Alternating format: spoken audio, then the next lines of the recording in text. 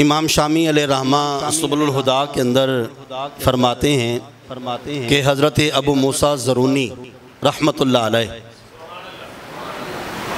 एक दिन ख्वाब के अंदर मेरे आका मौला सल्लल्लाहु अलैहि वसल्लम की ज़ियारत से मुस्तफ़ीद होते हैं और अर्ज़ करते हैं, आका दी या रसूल अल्लाह सल्लल्लाहु अलैहि वसल्लम, जब हम आपका ज़िक्र करते हैं तो आप खुश होते हैं?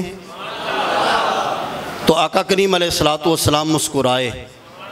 हुजूर ने करम फरमाया, पहले आप मुझे बताएं कि जब आप मेरा ज़िक्र करते हैं तो आपको खुशी होती है? अर्ज़ की, आका दी या रसूल अल्लाह, हमें तो बड़ी खुशी होती है। फरमाया, अगर तुम उम्मती होकर ग़ुलाम होकर खुश हो सकते हो तो हम लजपाल होकर खुश नहीं हो सकते? और हज़रत अब्दुल्लाह इब्न रवाहा का वो कौल भी सुनिए कि फरमाया, आका दी या रसूल अल्लाह, बदबख्त है वो इंसान कि जो सारी ज़िंदगी आपकी तवज्जो अपनी तरफ न करवा सके। नबी अलैहिस्सलातु वस्सलाम की ख़त्म नबूवत का मतलब क्या है? हुजूर आखिरी नबी हैं। ख़त्म नबूवत का मतलब क्या है? हुजूर आखिरी नबी हैं। हुजूर आखिरी नबी हैं। हुजूर आखिरी नबी हैं। अब आगे कुछ नहीं। हुजूर खातमुन नबीयीन हैं। हुजूर आखिरी नबी हैं। हुजूर नबी अलैहिस्सलाम ख़त्म नबूवत के ताजदार हैं। ख़त्म नबूवत का ताज अल्लाह ने मेरे आका मौला के सर पर सजा दिया।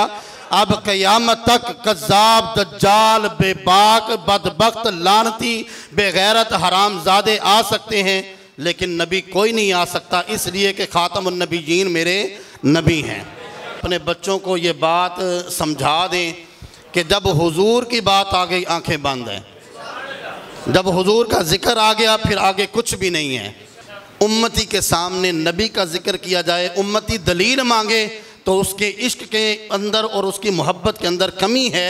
उसको चाहिए कि वो अल्लाह से इश्क मुस्तफ़ा की दौलत मांगे, अल्लाह से दुआ करे कि बारी ताला मुझे अपने महबूब के इश्क की खैरात अता फरमा। 1,24,000 कम पेश सहाबा हुजूर की बारगाह में आके अर्ज़ करते हैं, आका जी या रसूल अल्लाह, फ़िदा का अबी व उम्मी, हमारे माँ बाप आप पर कुर्बान हो जाएं। और ये ग़ुलामों का हक भी बनता है, ग़ुलामों का ये शार भी है कि वो अपने आका मौला पर अपनी हर चीज़ कुर्बान करें। लेकिन हज़रत साद इब्ने अबी वक़ास ने ओहद शरीफ के अंदर मेरे आका मौला सल्लल्लाहु अलैहि वसल्लम की इज़्ज़त पर पहरा देते हुए जब दुश्मन की तरफ तीर चलाया, मेरे लजपाल नबी ने जुमला फरमाया, मोहम्मद के वालिदैन तुझ पर कुर्बान हो जाएं। ऐ साद, तीर चला, मेरे दुश्मनों को जवाब दे, इन पर हमला कर, इनको बता हम अपने आका मौला की इज़्ज़त पर ऐसे पहरा देते हैं। सहाबा फरमाते हैं ओहद शरीफ के अंदर 1000 तीर चलाया हज़रत साद इब्ने अबी वक़ास ने, और 1000 मरतबा हुजूर ने फरमाया, साद तुझ पर मैं मोहम्मद के वालिदैन कुर्बान हो जाएं। हुजूर चाहते हैं कि मेरी उम्मत मेरी इज़्ज़त पर पहरा दे। अब यहाँ पर एक और बात सुनते जाइए। उस वक़्त के जो सबसे बड़े अपने पाए के वली थे, मुजद्दद थे, मुहद्दिस थे, एक को दुनिया आज पीर मेहरे अली शाह के नाम से जानती है, एक को दुनिया पीर सैयद जमाते अली शाह के नाम से जानती है, और एक को सियाह शरीफ वाले ख्वाजा कमरुद्दीन सियालवी के नाम से जानती है। ये तीनों बुजुर्ग गए थे मियानी जेल के अंदर हज़रत गाजी इल्मुद्दीन शहीद को मिलने के लिए। तो गाजी साहब से कहने लगे कि गाजी साहब अगर कोई ख्वाहिश हो तो बताइए। तो गाजी साहब कहने लगे कि नहीं पीर साहब, कोई ख्वाहिश नहीं है। हज़रत ख्वाजा कमरुद्दीन सियालवी रहमतुल्लाह अलैह आप फरमाने लगे, चलें, यूसुफ अलैहिस्सलाम भी जेल में थे, आप भी जेल में हैं, आपको सूरह यूसुफ ना सुनाएं? तो कहा जनाब सुनाइए। इल्मुद्दीन शहीद 19 साल उम्र थी, कुरान करीम देख के भी नहीं पढ़ा था। तो जब पीर जमात अली शाह साहब रहमतुल्लाह अलैह ने सूरह यूसुफ की तिलावत शुरू की, साथ आंसू बहा रहे हैं, साथ तिलावत कर रहे हैं। अब तिलावत करते करते एक आयत के अंदर आके ज़बर ज़ेर का फ़र्क लग गया, ज़बर की जगह ज़ेर पढ़ दी। तो इल्मुद्दीन शहीद कहने लगे कि जनाब पीर साहब गलती लग गई है, पीछे से पढ़ के उस गलती को दुरुस्त फरमा लें। पीर साहब ने तिलावत ख़त्म की, फरमाया गाजी साहब आपने तो कुरान देख के भी नहीं पढ़ा, आपको कैसे पता चला कि मेरी गलती हो गई है? अर्ज की हुजूर आपने कुरान फट्टी पर बैठ के कारी साहब से पढ़ा है और मुझे कुरान उसने पढ़ाया जिसके सीने पर रब ने कुरान को नाज़िल फरमाया है। पीर जमात अली शाह साहब रहमतुल्लाह अलैह, पीर सैयद जमात अली शाह साहब जब आए मजमे के अंदर 6 लाख का मजमा है। अब बूढ़ा सैयद जब आके गाजी इल्मुद्दीन शहीद के जनाजे पर खड़े हुए, चेहरे से कपड़ा हटाने लगे तो फरमाया नहीं, मुझे आज इसका चेहरा ना दिखाओ, मुझे इसके कदमों की जियारत करवाओ। और फिर मजमे ने देखा अपनी 11 गज की दस्तार उतार के वक़्त के मुहद्दिस ने उस इल्मुद्दीन शहीद के कदमों पर रखी। जो मुरीदीन साथ थे उनको हाल पड़ गए, हजरत ये आप क्या कर रहे हैं? फरमाया कि इज्जत ऐसे नहीं दी जा रही, जिस रास्ते पर हम चल पड़े हैं इस रास्ते पर हम नस्ब नहीं देखते, बल्कि हम अपने आका मौला के साथ वफाएं देखते हैं कि हुजूर के साथ वफा कौन करता है। और फिर इस्लामाबाद की सरजमीन ने वो मंजर भी देखा जब गाजी मुमताज कादरी शहीद रहमतुल्लाह अलैह को शहीद किया गया। बाबा जी खादम हुसैन रिजवी रहमतुल्लाह अलैह जो हाफिज़ कुरान भी है, आलिम दीन भी है, मुफ्ती भी है, आलिम भी है, बल्ला ने रब करीम ने कैसे कैसे इनामात आपको अता फरमा रखे हैं। जाके अपनी दस्तार उतार के गाजी के कदमों पर रख दी और अर्ज की, गाजी साहब जब रसूलुल्लाह की बारगाह में जाए तो हमारी शिकायत ना लगाना, हमारी शिकायत नहीं लगानी। एक शायर ने कलम उठाया था कि दस्तार अपनी कदमों में आलम ने तेरे रख दी, दस्तार अपनी कदमों पे आलिम ने तेरे रख दी, ये रुतबा है दुनिया का, आगे का खुदा जाने। पीर जमात अली शाह साहब रहमतुल्लाह अलैह फरमाया कि लोगों ये ना देखना कि मैं सैयद हूं और मैंने अपनी दस्तार उतार के तरखानों के पुत्र के कदमों में रखी है। मैंने ये नहीं देखा, हमने ऐसे इज्जत नहीं की, इज्जत उसकी की है जो मेरे नाना जान की इज्जत पर पहरा देने के लिए तैयार है, जिन्होंने पहरे दिए हैं, अपनी जानें कुर्बान की हैं, उनके लिए सैयद अपनी दस्तारें उतार के भी उनके कदमों में रखने के लिए तैयार हैं। आज जिस दौर के अंदर हम बैठे हैं हमें पता ही नहीं है कि खत्म नबूवत का मसला क्या है, हम नहीं समझते। हम समझते हैं कि शायद ये मौलवियों का कोई ज़ाती मसला है। ये मौलवी जो हैं आए दिन 2-3 दिन बाद जनाब निकल जाते हैं। अक्सरियत हमारे वो बच्चे कि जिनके कानों में अजानें हमने पढ़ी हैं, वो कहते हैं जी देखे जी 4 दिन बाद इन्होंने न्याय काम शुरू किया होता है। तो ये एतराज़ आप लोग हम पर नहीं कर रहे, ये एतराज़ बराह रास्त आप दीन इस्लाम पर कर रहे हैं। नबी पाक अलैहिस्सलातु वस्सलाम की हयात पाक के 10 साल मदनी ज़िंदगी है। 10 साल मदनी ज़िंदगी के अंदर जंगें कितनी हुई हैं? कमों पे 74 जंगें लड़ी गई हैं। हर 1.5 महीने के बाद जंग बनती है। हमने तो कभी जंग देखी नहीं है, हमने तो कभी मैदान में जाके खड़े होने का तसव्वुर भी नहीं किया, देखना तो बड़ी दूर की बात है। 74 जंगें हुई हैं मदनी ज़िंदगी के अंदर, जिनमें से 27 जंगें ऐसी हैं जिनमें मेरे आका मौला बनफ्से नफीस खुद तशरीफ़ लेकर गए हैं, और 47 जंगों में हुजूर ने अपने खादिमों को भेजा है। और ओहद शरीफ के अंदर ज़रा तसव्वुर करें कि सहाबा अपने ज़ख्मों पर पट्टियाँ नहीं बांध सके। मदीना पाक मस्जिद नबवी से 3 मील दूर है ओहद शरीफ, ओहद का पहाड़, वहाँ से ज़ख्मी होकर आए, अपने जिस्मों पर पट्टियाँ नहीं बांधी, अभी अपने ज़ख्म ठीक नहीं किए, पानी नहीं पिया, अपने घरों में नहीं गए। हुजूर अपने काशान अक़दस में आके अपने जंगी हथियार, अपना असला अभी जिस्म से जुदा नहीं किया, अभी जंग से आए हैं। अल्लाह ने कुरान की आयतें नाज़िल कर दी, जिब्रील अमीन हाज़िर खिदमत हो गए। अर्ज़ की आका दी या रसूल अल्लाह, अल्लाह फरमाता है कि घरों को नहीं जाना, वापस मैदान जंग में चलो। किसी एक सिहाबी ने नहीं कहा आका दी या रसूल अल्लाह फसलें तैयार हैं, हमारी खजूरें तैयार हैं, हमें करने दें, घर में बच्चों की देखभाल के लिए कोई नहीं है, अभी तो हम जंग से आए हैं, पानी नहीं पिया, जख्मों पे पट्टियाँ नहीं की हैं, अपने घरों में नहीं गए। हुजूर ने हज़रत बिलाल से फरमाया कि बिलाल अजान दो। हज़रत बिलाल ने अजान पढ़ी। बेवक्ती अजान जब होती थी तो पता होता था कि कोई अहम बात है जिसके लिए हमें पैगाम दिया गया। अब सहाबा वापस मस्जिद नबवी में आए, हुजूर ने फरमाया कि अल्लाह का हुक्म है, घरों को नहीं जाना, वापस मैदान जंग में चलो। अर्ज़ की आका जी या रसूल अल्लाह 4 कदम भी नहीं चलेंगे, जो हुक्म होगा वही करेंगे। मेरे आका मौला की इज्जत का मसला ऐसा है कि यहाँ पर मौलवियों से बढ़कर, ये मैं मिंबर पर बैठकर ये बात कर रहा हूँ, मिंबर से बढ़कर, मौलवियों से बढ़कर आज तक तारीख उठाकर देख लें। इल्मुद्दीन शहीद मौलवी था, आमर चीमा मौलवी था, मुमताज कादरी मौलवी था। ये अपनी जिम्मेदारी अदा कर रहे हैं, गाजियान इस्लाम अपनी जिम्मेदारियां अदा कर रहे हैं। सहाबा ने किसी एक ने भी नहीं कहा। और सहाबा जब हुजूर के साथ वफा करते हुए अर्ज की, आका जी या रसूलल्लाह घर को भी नहीं जाएंगे, आपका हुक्म आ गया, चले किस तरफ जाना है। 4 कदम चले थे, रब ने कुरान की आयतें नाज़िल फरमाई, फरमाया महबूब अपने सहाबा को बिठा लीजिए, इनको वापस बुलाइए, हम सिर्फ देखना ये चाहते थे तौल वाले कौन है और मौल वाले कौन है। वासफ अली वासफ साहब फरमाते हैं कि लोगों याद रखना, तुम्हारे जिस्मों पर इतने बाल नहीं हैं जितने इस उम्मत पर मेरे मुस्तफ़ा के एहसान हैं। मेरे मुस्तफ़ा के साथ कभी भी बेवफाई ना करना, जिंदगी गुजर ही जानी है।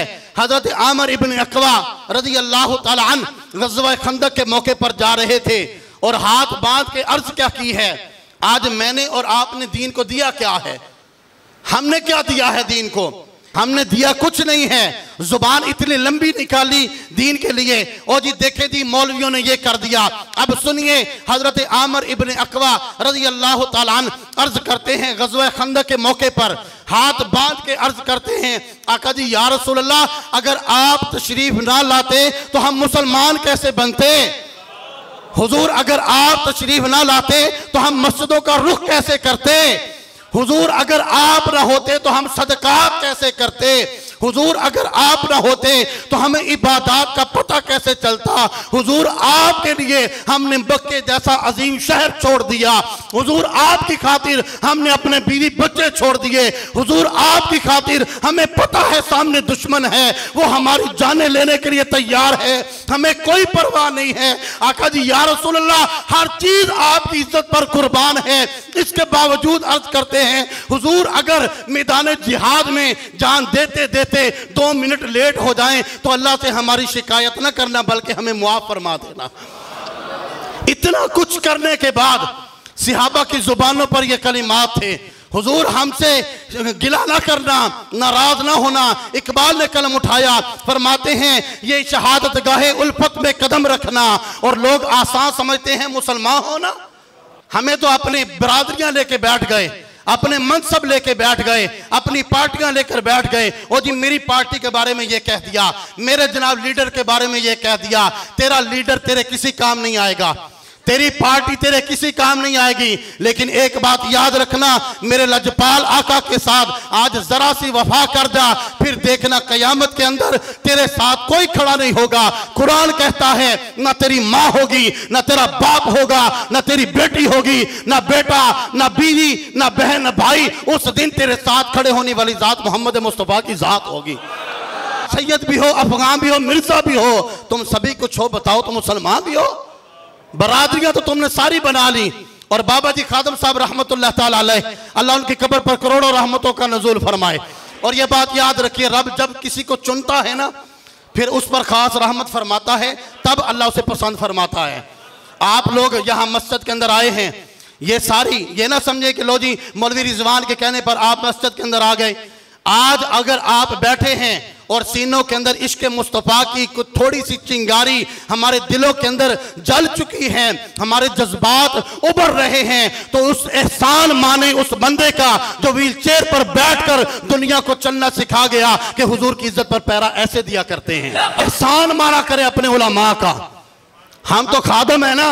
एहसान माने उन उलमा का कि जिन्होंने कुर्बानियां दी हैं, जिन्होंने अपने बच्चे कुर्बान करवाए हैं।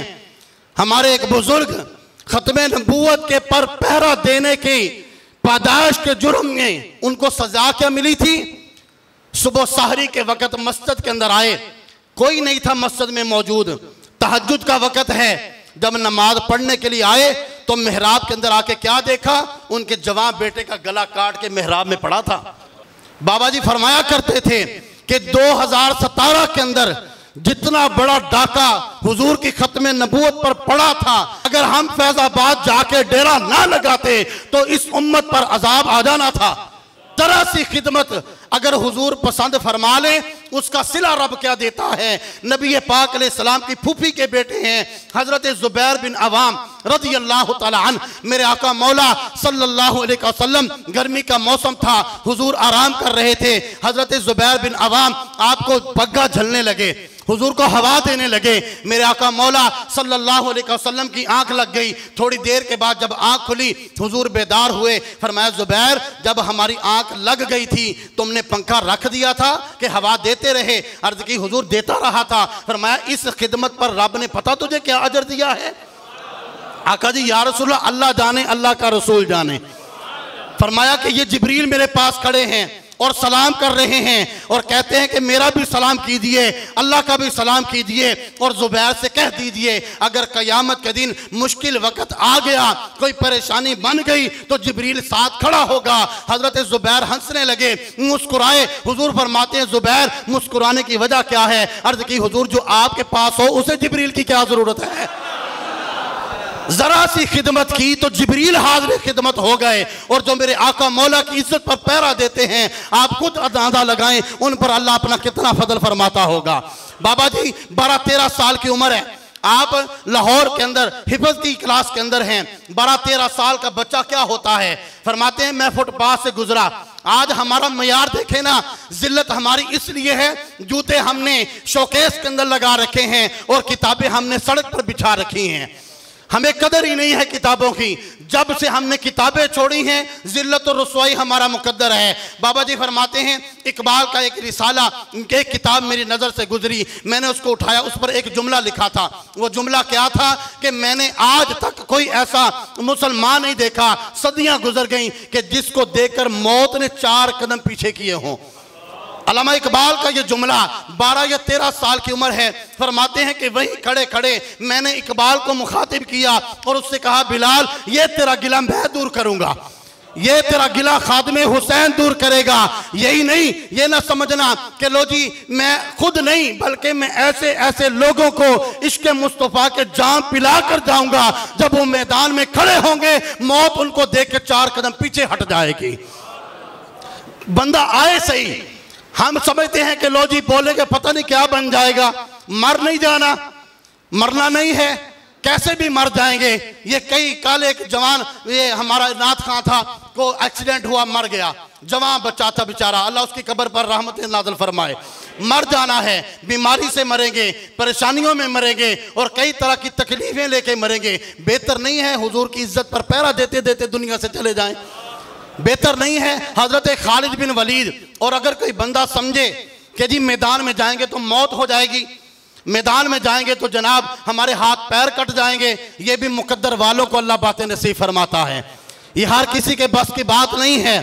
हजरत खालिद बिन वलीद जब आप बिस्तरे मर्ग पर थे, फरमाते हैं कि जब मौत मेरे दरवाजे पर आई तो मौत को मुखातिब किया, मौत को मुखातिब करके कहने लगे कि 100 से ज्यादा जंगें लड़ी हैं खालिद बिन वलीद ने, 100 से ज्यादा। मेरे जिस्म पर एक गिठ जगह ऐसी नहीं है जिस पर नेजा तीर या तलवार ना लगी हो, मेरे जिस्म का एक हिस्सा जख्म से खाली नहीं है।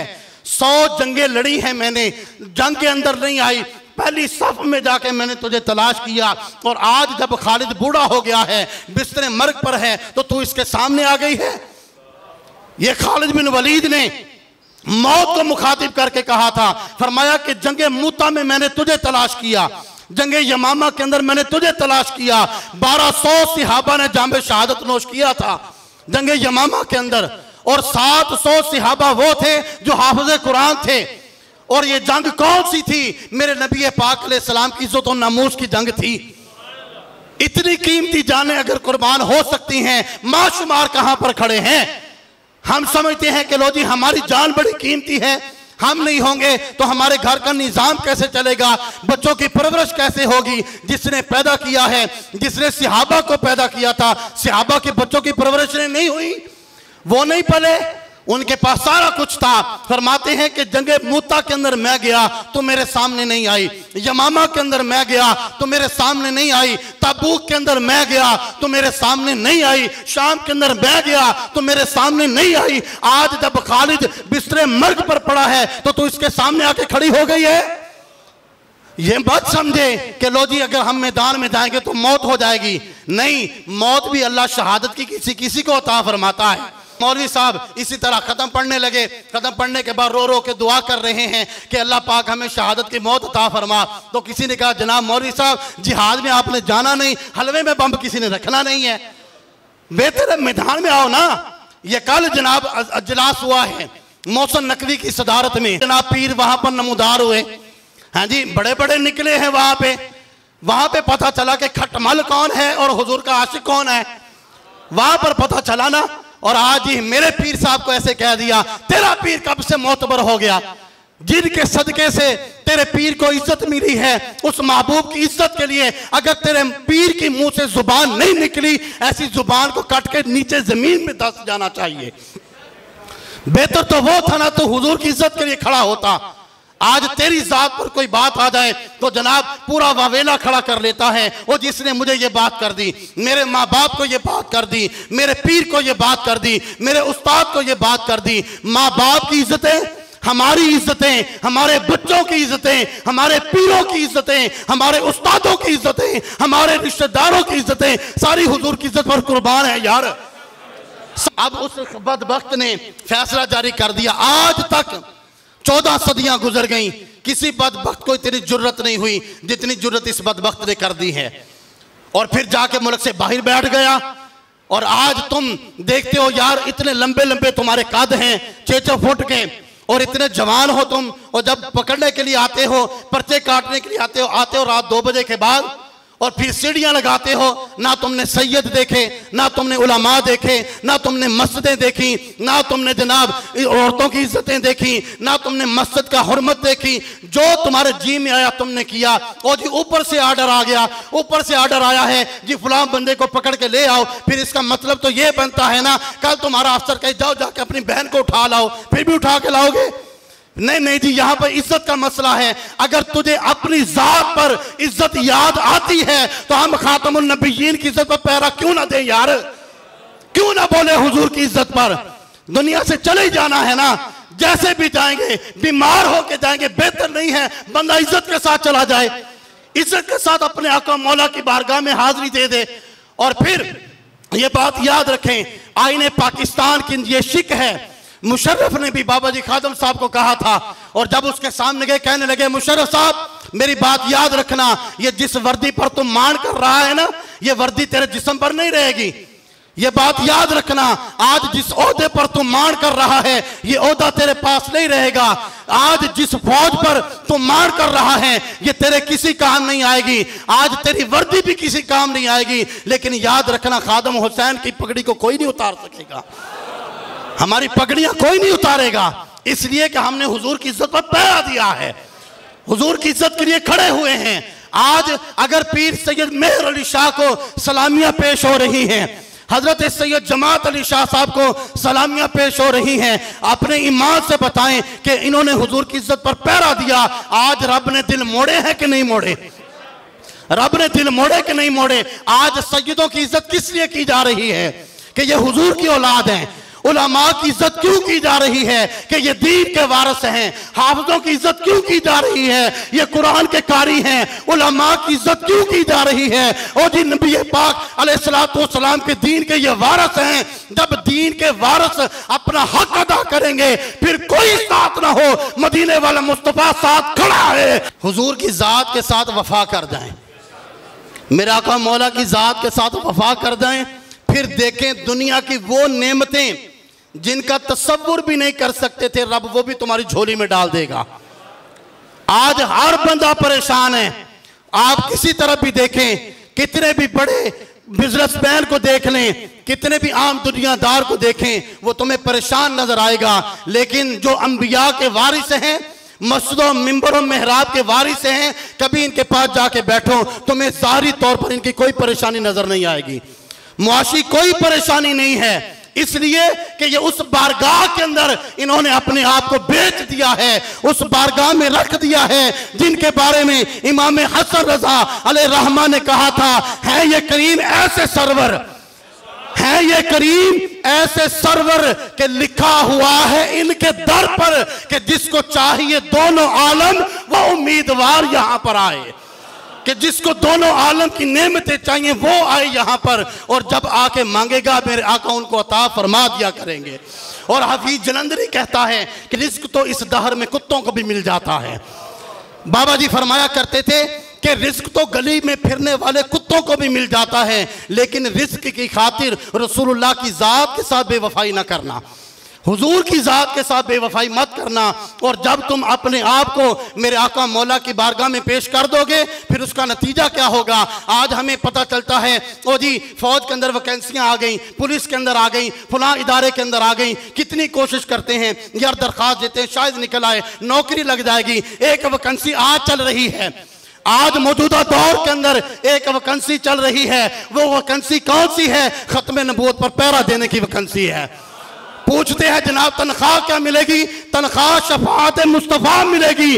और होगा क्या, नतीजा क्या निकलेगा? महशर में सरकार पूछेंगे कि गुनाहगार कहाँ हैं, और गुनाहगार कहेंगे कि सरकार कहाँ है। कौसर भी कहेगा उसे ढूंढ के लाओ, वो खत्म नबूवत के पहरेदार किधर हैं। हुजूर की साथ जात के साथ ऐसे वफा करें जैसे वफा करने का हक है, फिर हुजूर ऐसे अता करेंगे जैसे अता करने का हक होगा। बाबा जी फरमाया करते थे ओ तू आया न डरते, ओ क्यों बदनसीबा हजारा रंगा विच रंगेंदे मोहम्मद।